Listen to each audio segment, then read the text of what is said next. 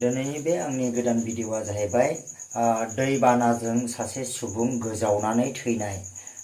खोनानो मोन्दों खुंख्राजरा बिसिडिसिनि सिङाव थानाय दैसोमजरा गामिनि बिथाङा बेलासिनि सारिथा बाजियावहाय गोमादों होननानै जोङो मिथिनो मोन्दों बिथांखौ। आरो बिथाङा दैजों गोजावनानै दैबानाजों गोजावनानै बिथांखौ थाङै थांनाय खोलानि मोनसे गामि खुमुरसालि गामियावहाय रायजोफ्रा बोखांनो मोन्दों होननानै जोङो मिथिनो मोन्दों। अब्ला लोगोफोर भिडिअखौ नायलांदो।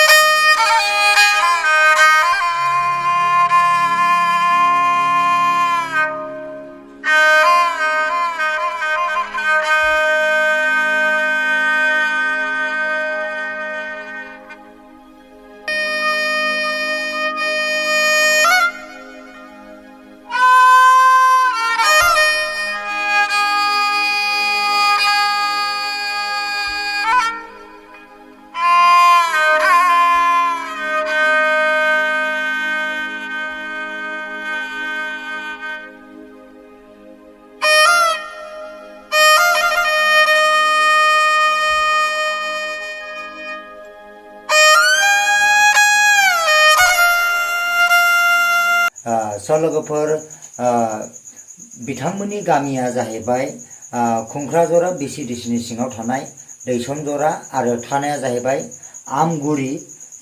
लोगोफोर नोंथांमोना बे भिडिअखौ उइदाउट स्किप नायलां, अब्ला नोंथांमोना दिनैनि बे मानसि सासे सुबुं गोजावनानै थैनानै मोननाय सुबुंखौ नोंथांमोना नुनो मोनगोन।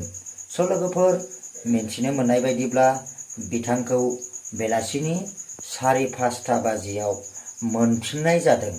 बिथाङा थांदोंमोन गावनि न'नि साखाथियाव माने दै बारनानै बोरमा खाहैदों होननानै जोङो मिथिनो मोन्दों।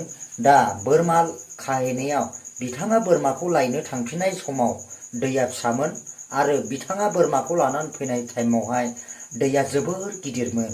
दा बिथाङा उफाय गैयियाव बे बोरमाखौ लानानै हयथ'बा बिथाङा न'आव बारबोदोंमोन जानांगौ। दा